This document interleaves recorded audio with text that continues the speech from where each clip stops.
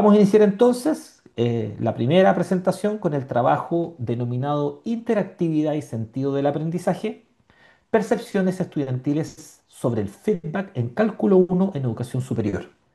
Adelante, profesor Gustavo Sandoval de la Universidad Católica de Temuco. Bienvenido, profesor. Hola, Puede probar su presentación e iniciar. ¿se escucha bien? Se escucha perfecto, Gustavo. Ya. ¿Y la imagen? Se ve perfecto también. Estamos Ya, genial. impecables. Ahora entonces, comencemos. Primero que todo, muy buenos días a todos. Es un honor actualmente estar para mí, en este caso presentando los resultados de la investigación. Y en este caso nos vamos a centrar mucho sobre los resultados de nuestro artículo, sobre percepciones estudiantiles, sobre el feedback en cálculo uno en educación superior. La idea central de esto es un poco poder compartir y debatir los resultados sobre las percepciones de los estudiantes. Así que comencemos un poco, veamos lo que estamos trabajando y después, en lo ideal, dialogar los resultados. Inicialmente, todo este trabajo que hicimos se desarrolló mediante una comunidad de aprendizaje. Esta comunidad de aprendizaje se centra tanto en docentes como académicos e investigadores de la Universidad Católica de Temuco. Esta comunidad tiene como foco principal poder denotar o poder descubrir las irregularidades o dificultades que presentan los estudiantes directamente en cursos iniciales de ingeniería, centrado en este caso en un foco más central también en lo que corresponde a cálculo uno, que corresponde a un curso más complejo de lo que estamos trabajando. Para comenzar entonces, lo ideal o el foco principal que tenemos es que como desafío global, en este caso existen o surgen problemas multidimensionales que exigen competencias que los estudiantes deberían poder completar. Ya no estamos trabajando solamente en un esquema de enseñanza-aprendizaje que solamente sea mecanización. Tenemos que sí o sí dar solución y poder resolver, ya en este caso, problemas contextualizados. Dentro de ese desafío global, tenemos casos críticos locales, como el que estamos trabajando ahora, sobre cursos de ingeniería que resultan complejos en una primera instancia. Dentro de esos cursos, el que queremos trabajar y analizar de manera completa se centra en cálculo uno, que representa un curso crítico para la retención estudiantil dentro de la Universidad Católica de Temuco. Dentro de eso, o dentro de los aspectos que se pueden analizar para verificar realmente qué tan crítico es este curso, corresponde a la retroalimentación. En este caso, aunque sabemos y entendemos que la retroalimentación es clave para el desarrollo y las competencias del estudiante, queremos analizar si es que realmente esta implementación es coherente o no con lo que se trata o se entiende para los estudiantes. Entonces, para ello, el objetivo de este trabajo o esta presentación es simplemente poder identificar los factores adversos y favorables de la retroalimentación, porque entendemos que aunque el docente quiera implementar de manera correcta, quizás la respuesta o lo que se espera de los estudiantes difiere mucho a la aplicación. Para ello, definimos inicialmente nuestra pregunta de investigación, que en realidad nos da como ese foco de lo que queremos alcanzar y poder responder durante el trabajo que estamos haciendo. Entonces, inicialmente, lo que queremos tratar es cómo las percepciones de los estudiantes sobre la retroalimentación explican, a su juicio personal, el éxito o las dificultades académicas en el curso de cálculo 1. Para ello, también tenemos algunos objetivos generales o centrales de investigación, como por ejemplo analizar la percepción de los estudiantes de primer año de ingeniería civil, específicamente, sobre la retroalimentación recibida en el curso de cálculo uno, siglas MATE 1109, y su relación con el desempeño académico. Para ello definimos ciertos objetivos específicos que también nos ayudan como a dar respuesta al objetivo principal con el que estábamos trabajando. Para ello, lo que queremos desprender entonces, luego de esta investigación, es caracterizar, identificar y explorar el rol de los estudiantes referente a la retroalimentación. Como primer objetivo, entonces, solamente caracterizar percepciones de los estudiantes, qué es lo que entienden, qué es lo que comprenden y, en este caso, cómo se desenvuelven mediante la retroalimentación docente-estudiante. Como segundo objetivo, tenemos que identificar la asociación entre la calidad percibida de la retroalimentación y el desempeño académico, ¿sí? Para poder comparar realmente qué es lo que se espera de este trabajo. Y finalmente, como último objetivo, tenemos que explorar el rol de los estudiantes y cómo esto atribuye al éxito o dificultades académicas mediante la retroalimentación. Bueno, la metodología, en este caso, o el foco central del trabajo, se realizó mediante un paradigma cualitativo, porque la finalidad de esto es simplemente estudiar ciertas situaciones que acomplejan el desempeño académico del estudiante y también con un alcance descriptivo para poder, en este caso, dar respuestas a esos fenómenos medibles que se van a desprender luego de entender todas las conclusiones de este informe. Dentro de la metodología, los participantes se desarrollaron primero, en una primera instancia, con una cohorte de 309 estudiantes de primer año de ingeniería civil. Estos 309 estudiantes refieren a estudiantes tanto de años 2022 y 2023. Dentro de esta población inicial de estudio con la que estábamos trabajando, la muestra de la encuesta fue solamente de 103 estudiantes. Comprendemos que quizás esto se debe a respuestas tardías o a respuestas que no se estiman dentro de la investigación. Finalmente, dentro de estos 103 estudiantes que quedaron dentro de la investigación, realizamos ciertos grupos focales para poder dividir el trabajo. Esos grupos focales tienen cada uno características en sí que tenemos que tratar más adelante, pero es simplemente un poco para poder diversificar el tipo de respuesta que estamos obteniendo. Entonces, dentro del trabajo de los grupos focales, tenemos tres grupos de dos estudiantes que fueron segmentados según su desempeño, para que realmente el análisis final de lo que estamos trabajando nos dé un sentido más real. Dentro del primer grupo focal, encontramos un 27,18% de estudiantes de la población anterior, que en este caso son estudiantes que aprobaron en una primera instancia el curso de Cálculo 1. Además de eso, el segundo grupo focal corresponde a un 30,74% de nuestra muestra de estudio y son simplemente estudiantes que no aprobaron el curso en primera instancia y lo hicieron tanto en una segunda instancia o una tercera. Y finalmente, ya correspondiendo a un porcentaje mucho mayor, tenemos un 42,07% de estudiantes, que en este caso son estudiantes que no aprobaron el curso ni en una segunda, ni en una tercera, inclusive en una cuarta instancia de aplicación. ¿Cómo hicimos este trabajo? Este análisis realmente lo hicimos mediante un formulario de selección múltiple que su validación fue en base a 11 expertos, en este caso del área. Estamos hablando de docentes, de investigadores, de académicos, que como mínimo tenían que tener 3 años de experiencia antes de poder validar este instrumento. Una vez que el instrumento fue validado y ya se descartaron estudiantes que no eran parte de nuestra investigación, realizamos también los grupos focales, como fueron comentados anteriormente, y estos grupos focales fueron seleccionados según su desempeño académico, con esa claridad de tener cuidado respecto a la equidad de género, para que la respuesta sea mucho más focalizada. En este caso, este trabajo con los grupos focales se realizó mediante sesiones grabadas y tranquilas, en este caso para poder ver un análisis final. Y ese análisis final se realizó mediante redes semánticas en Atlas TI para poder ya tener la conclusión final de lo que estábamos trabajando. Ya. Dentro de las conclusiones generales, luego de analizar en este caso y aplicar esta encuesta en los grupos focales, entendemos que un 56% de los estudiantes concluye que la retroalimentación realmente sí mejoró su desempeño. Mientras tanto, un 22% está completamente en desacuerdo de que realmente no fue así. Entendemos entonces que la diferencia entre esto son simplemente estudiantes que respondieron de manera neutral, que para ellos la retroalimentación no ayudó ni tampoco perjudicó. Dentro de un aspecto que pudimos analizar luego de, en este caso, hacer preguntas a los estudiantes y las grabaciones que fueron focalizadas anteriormente, un 56% de ellos dice o percibe que recibir la retroalimentación realmente le ayudaría.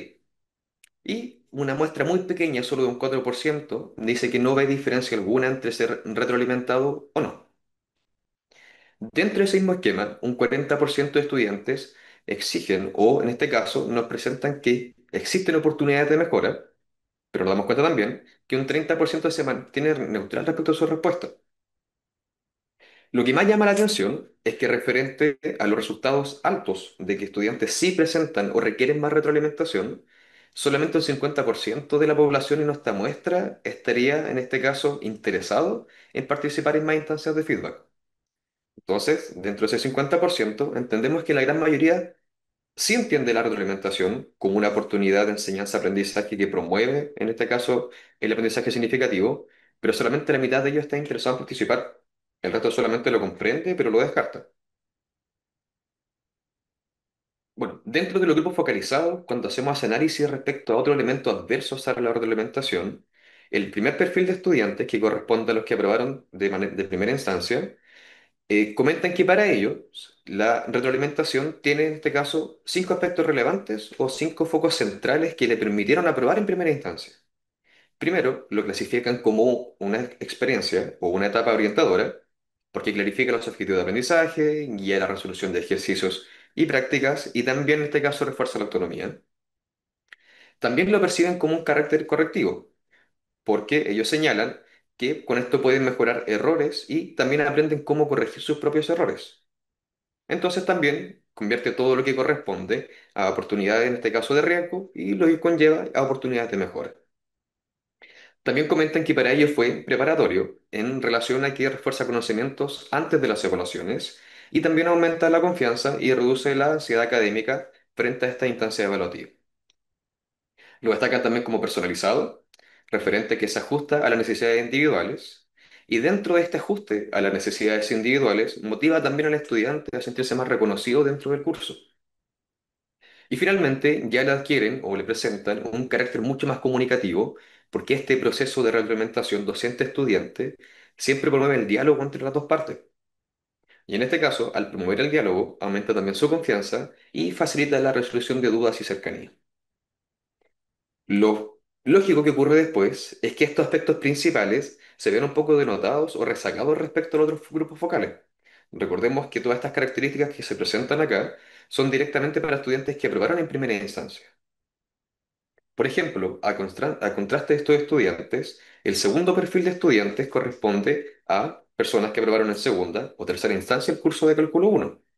Para ellos, por ejemplo, a diferencia de lo anterior, ese carácter orientador que inicialmente, la diapositiva anterior, se veía como un aspecto clarificador y guía de resolución de ejercicios y prácticas, para ellos no. Para ellos la retroalimentación que recibieron o la falta de la misma generó objetivos muy pocos claros y además generaba confusión en tareas y pruebas. Todos los elementos siguientes, tanto como correctivo, como preparatorio y personalizado, al menos mantienen la equidad en las respuestas anteriores. Sin embargo, el aspecto comunicativo de las preguntas o la fase de retroalimentación para los estudiantes del perfil número 2 la presentan como escasa porque no hay interacción docente-estudiante y además que presentan menor apoyo percibido en el aprendizaje. Y finalmente ya podemos hacer la distinción en el último perfil de aprobados, que corresponde a personas que fueron totalmente reprobadas dentro del curso. Este perfil no denota casi ninguna equidad o ninguna, en este caso, aspecto positivo dentro de la retroalimentación. Si nos damos cuenta, lo que más se destaca es la poca frecuencia y modalidad también de la retroalimentación, considerando que para ellos, como no reprobados, esta retroalimentación fue totalmente tardía y las modalidades en realidad no ayudaban nunca para poder aclarar dudas, ni tampoco para seguir con el curso. Dentro de esta baja frecuencia que presentan los estudiantes, la utilidad percibida para ellos simplemente denotan que no logran conectar con el feedback con mejoras reales, que si bien las instancias de retroalimentación se dan, se trabajan, no generan las respuestas que ellos esperan para poder aprobar de manera correcta el curso. Y esto para ellos es simplemente les presenta la insuficiencia para poder continuar dentro de la cátedra. Entendemos que estos aspectos adversos generan también características que son negativas dentro del curso. Dentro de esas características se denotan realmente tres puntos principales. Primero, al no sentirse parte de la retroalimentación, ni tampoco, en este caso, pertenecientes a su proceso de enseñanza-aprendizaje, se genera una alta desmotivación dentro de los estudiantes. Esto debido a la falta de orientación y disminución de interés en el curso, lo cual directamente lleva a un abandono del proceso simplemente por sentirse que son o conllevan menos participación en la cátedra y finalmente por esa desconexión con el curso que nos conlleva la deserción escolar, lo cual, con todo lo anterior, deriva directamente en la revocación de la cátedra. Entonces, si nos damos cuenta y hacemos las comparaciones, el tipo de retroalimentación de los estudiantes en sí fue el mismo, pero las percepciones para el perfil 1, 2 y 3, aprobados, aprobados en segunda instancia y reprobados, es totalmente distinta. Entonces, quizás estos aspectos ya no pueden llevar a cabo que quizás la retroalimentación no es tan individualizada como se siente. Quizás solamente trabajar de manera general ayuda solamente a un grupo de estudiantes en específicos que presentan características distintas con otros, que también es un punto de análisis que tenemos que ver más adelante. Entonces, luego de este análisis ya de cada una de las fases focales que hicimos anteriormente, nos podemos dar cuenta ciertas disparidades en este caso a la respuesta que obtuvimos.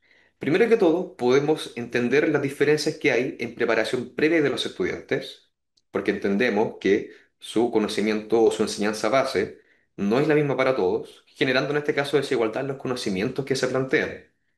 Además, Esta poca preparación previa que presentan los estudiantes antes de enfrentarse a ese curso crítico genera lagunas mentales que dificultan mucho poder consolidar este feedback con el que estamos trabajando. Siguiente a ello, otro de los aspectos que pusimos destacar también y analizar dentro de la respuesta fue la gestión personal.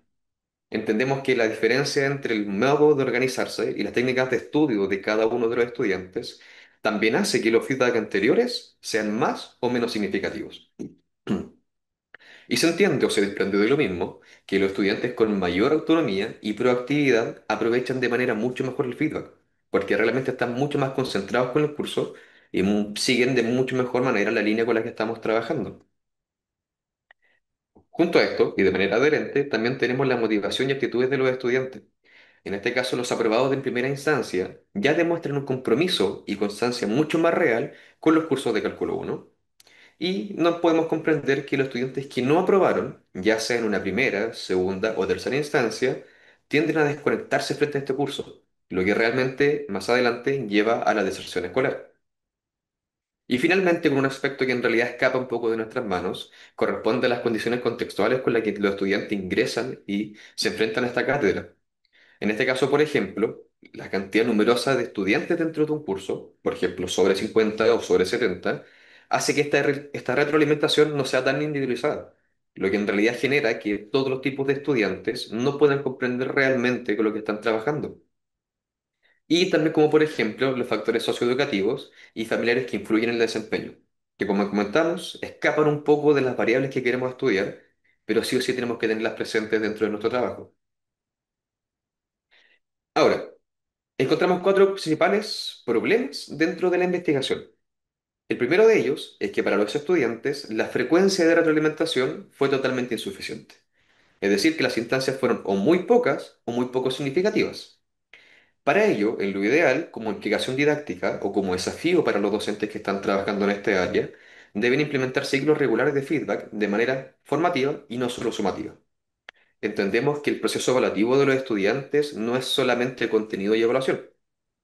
Tenemos en este caso evaluaciones formativas que tienen que estar antes, durante y después de la evaluación.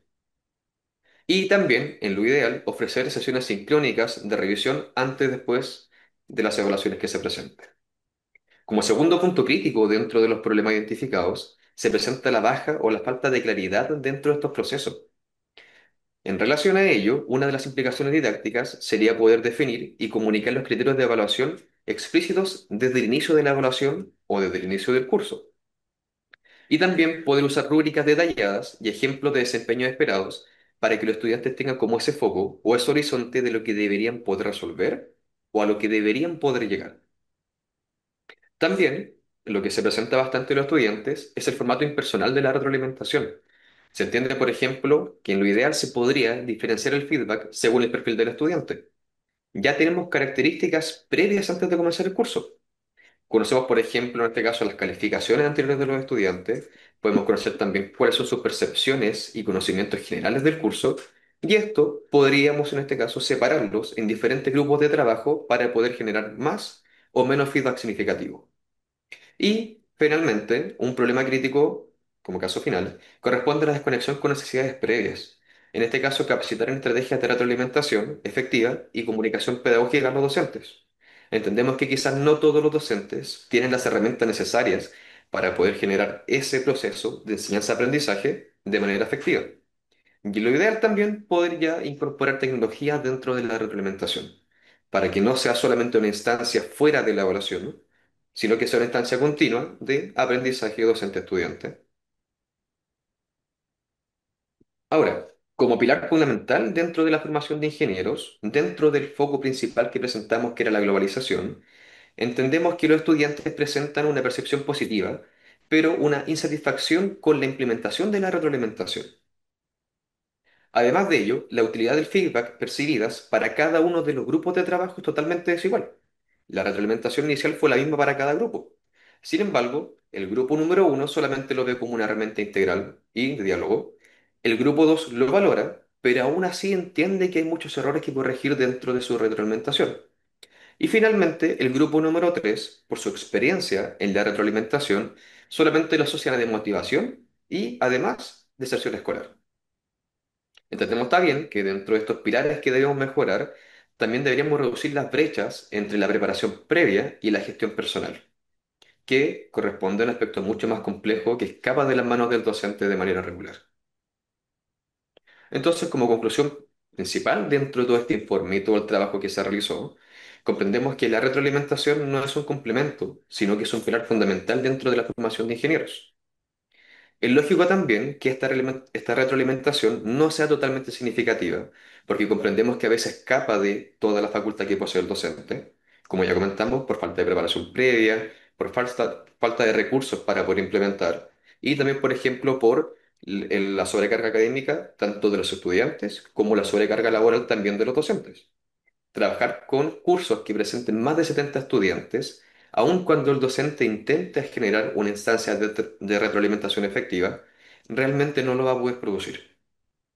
Entonces, su desempeño e implementación dentro del aula deben evolucionar desde un modelo superficial y esporádico a uno mucho más profundo y ya continuo y contextualizado.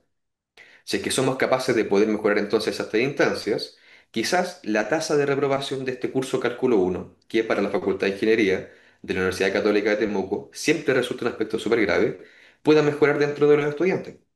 Y al mejorar esta tasa, en este caso, de retroalimentación, ya entendemos de manera directa, en base a las respuestas anteriores, que mejoraría, en este caso, la decisión escolar, mejoraría también el rendimiento académico de los estudiantes y junto a ello la motivación para seguir con los cursos siguientes. Entonces, dentro de esos aspectos, el llamado a la acción que se puede realizar, o en este caso el objetivo que podemos desprender para una futura investigación, es simplemente poder repensar la retroalimentación dentro de la enseñanza, lo cual entendemos que implica un compromiso no solamente docente-estudiante. Esto también refiere a que parte de la institución también tiene que ser parte dentro de este trabajo, tanto para formar al docente de manera efectiva en lo que corresponde a retroalimentación, entregarle las herramientas necesarias para que la pueda implementar y también los espacios de diálogo entre docente y estudiante. Además, entendemos que estos aspectos relevantes van a construir de manera efectiva las bases o los pilares para que los ingenieros, en este caso que es nuestro foco de trabajo, puedan realmente conectar con los cursos principales de Cálculo 1. Entonces, con ello también tenemos ciertas referencias que nos dan, en este caso, claridad o sustentan la base con la que estamos trabajando. Y nos damos cuenta que muchos de ellos corresponden a investigadores tanto del área como de educación o como ingeniería. Eso sí, la presentación por ahora. Me gustaría en este caso, si es que pudiésemos comentar, estamos totalmente abiertos a responder consultas, preguntas y en lo ideal poder generar el diálogo dentro de los participantes. Muchas gracias, Gustavo, por la presentación. Gracias, profesor, por la claridad. Y bueno, abrimos el espacio de preguntas, reflexiones o ideas que deseen compartir posterior a esta presentación. Así es que pueden abrir su micrófono, hacer las consultas pertinentes o utilizar el chat disponible para esto.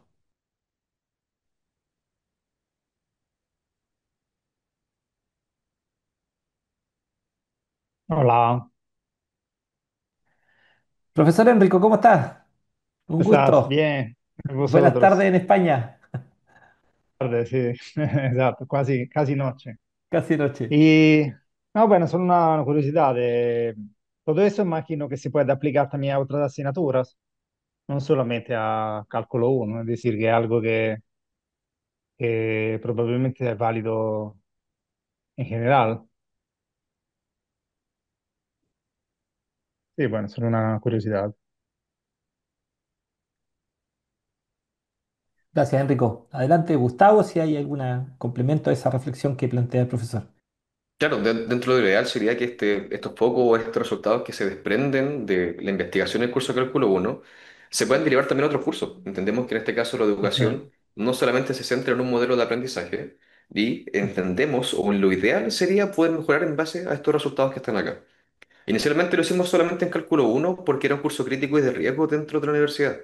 Por lo Sì, general, sì, la tasa de reprobación de los ingenieros en el primer año, en este caso, en la Universidad Católica de Temuco, es muy alta dentro de este curso. Porque este curso ya vero. presenta como la diferencia matemática entre lo que corresponde a una enseñanza básica y a una enseñanza superior. Entonces, realmente es el caso crítico con el que estamos trabajando. Pero sí, debería desprenderse para más áreas de trabajo y más cursos también. Gracias, Muy bien. Gustavo. Hay una reflexión que viene posterior a esto, Gustavo, un poco en el seno del equipo que trabaja este primer estudio más bien de representaciones, de concepciones que tienen los estudiantes sobre la Que tienen los estudiantes sobre retroalimentación, la retroalimentación. pero que tiene que ver más bien con el docente. Estoy pensando respecto de los cursos masivos específicamente. ¿Has pensado o alguna de las maneras para resolver o abocarse a la retroalimentación en el caso de que existan cursos masivos, que es una de las características que tienen los cursos de primer año en general? ¿Cómo ves ese desarrollo, Gustavo? Claro, dentro de las principales características que se tiene que apreciar, para no ver la reglamentación como algo fuera o realmente inerte dentro del curso, es que realmente, aunque se quiera llevar una buena reglamentación, una de las limitaciones es que los docentes presentan muchos estudiantes. Entonces, si estamos hablando que tenemos cátedras con estudiantes que son sobre los 60 personas por curso, el docente, aunque tenga todas las facultades, o aunque tenga en este caso todo el ánimo para poder trabajar de esa manera, realmente no puede generar procesos significativos. Lo ideal sería que en este caso, ya desprende el trabajo docente, pero como facultades o como instituciones, siempre poder delimitar un máximo de estudiantes por curso.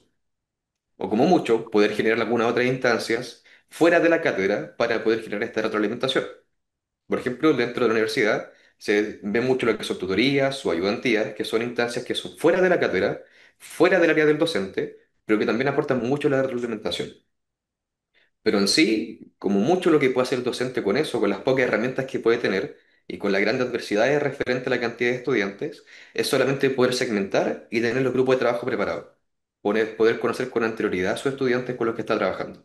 Si no, es complejo considerando esa cantidad de estudiantes. Perfecto, gracias. Gracias por esa reflexión, Gustavo, y por la respuesta a las preguntas también de Enrico. ¿Alguna otra pregunta, reflexión que quieran hacer? Desde mi perspectiva, sí, encuentro que este estudio inicial genera muchas más preguntas que podemos seguir trabajando y abordando. Ya trabajamos directamente cómo los estudiantes comprenden la retroalimentación, que tanto para algunos es totalmente significativa, para otros no la comprenden y no se sienten parte de ella, pero lo que podemos desprender ahora, por ejemplo, es en realizar cómo mejorar esta retroalimentación, en lo ideal, aplicando, por ejemplo, inteligencia artificial, aplicando algunas estrategias de enseñanza o otras metodologías también en la educación. O también podemos ya analizar con lo que corresponde directamente al docente. Entendemos que todas estas instancias de retroalimentación se basan directamente en las opiniones de los estudiantes, pero no comprendemos cómo los docentes ven, en este caso, la retroalimentación. Si es que quizás se sienten solos, o en este caso sin las facultades o herramientas necesarias como docentes, o si es que quizás sienten que ya no tienen el suficiente apoyo de la casa o institución donde están trabajando. Entonces, personalmente sí entiendo que esos dos aspectos se podían ir trabajando. Cómo mejorar y cómo reforzar la retroalimentación y también comprender cuáles son las percepciones de los docentes respecto a la retroalimentación. Para así poder tener ya conclusiones generales de cómo poder abordar este tópico que en realidad es muy problemático. Sí, efectivamente un desafío importante para seguir trabajando y avanzando. Muchas gracias, profesor Gustavo Sandoval, por la presentación del día de hoy y gracias también a todos ustedes por sus reflexiones y preguntas.